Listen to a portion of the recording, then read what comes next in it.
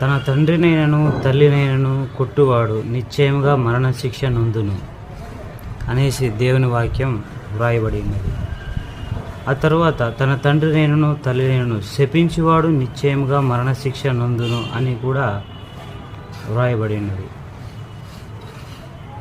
నిర్గమాకాండం 21వ అధ్యాయం 15-17 వాక్యం.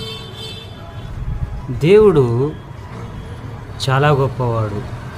ఆయన మనుషుల్ని ఎంతగానో ప్రేమిస్తూ ఉన్నాడు. తల్లిదండ్రుల విషయంలో ఆయన చూపుతున్నటువంటి ప్రేమ కావచ్చు, బాధ్యత కావచ్చు, చాలా గొప్పదన్నమాట. సో ఇటువంటి దేవుణ్ణి పెట్టుకొని ఈనాడు బైబిల్ని తప్పుపడుతూ ఉన్నారు.